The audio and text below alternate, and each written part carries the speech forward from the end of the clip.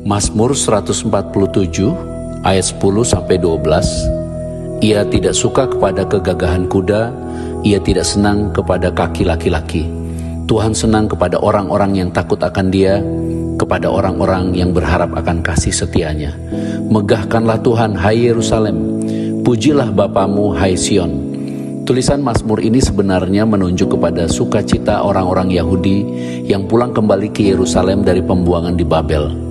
Ini adalah suatu sukacita yang tidak terkatakan karena mereka kembali ke tempat di mana mereka seharusnya berada. Kegagahan kuda dan kaki laki-laki adalah gambaran kekuatan musuh-musuh Israel.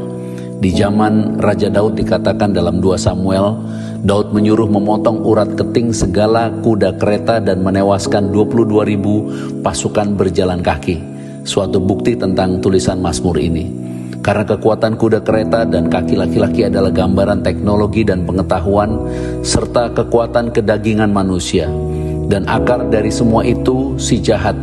Di awal kehidupan manusia dengan licik mendustai Hawa, bahwa memakan buah pohon pengetahuan yang baik dan yang jahat membuat manusia menjadi sama dengan Tuhan.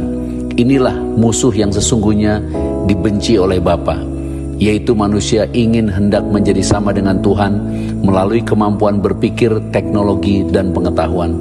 Bapa membenci ini karena semua pengetahuan moral, pengetahuan teknologi, dan pengetahuan di luar Kristus adalah kematian yang kekal.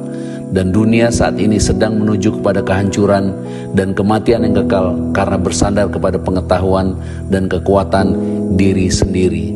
Itulah sebabnya Bapa berkenan tidak ada seorang pun yang mengalami maut.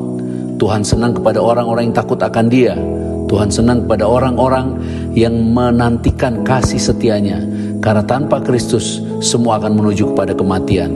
Sedangkan Bapa berkenan kepada kehidupan. Itulah sebabnya dikatakan, megahkanlah Tuhan dan pujilah Tuhan, hai Yerusalem, hai Sion. Karena Yerusalem adalah hadirat Tuhan, tempat bait sucinya. Sion adalah kasih Bapa, tempat Tuhan Yesus memberi murid-muridnya tubuh dan darahnya serta pengajaran kasih karunia-Nya. Di sanalah sesungguhnya tempat kita berada, menerima damai sejahtera dan kehidupan yang kekal. Dan semua itu diberikan Bapa sebagai anugerah karena kasih di dalam Kristus yang telah berkorban mati di salib memberikan tubuh dan darahnya. Bukan karena pengetahuan dan teknologi serta perbuatan kekuatan manusia, tetapi karena kasih dan anugerah Bapa oleh iman. Itulah sebabnya orang-orang yang takut akan Tuhan, orang yang berharap akan kasih setianya, pasti ditolong, pasti diselamatkan, pasti diberkati. Karena kemenangan, keselamatan, dan pemeliharaan hidup berasal dari Bapa hanya karena kasih. Percayalah, Bapa dengan murah hati akan memberkati kita, agar kita semua dapat bekerja bagi kemuliaan Bapa dengan mengasihi sesama. Terpujilah Tuhan Yesus Kristus yang mengasihi kita semua. Shalom.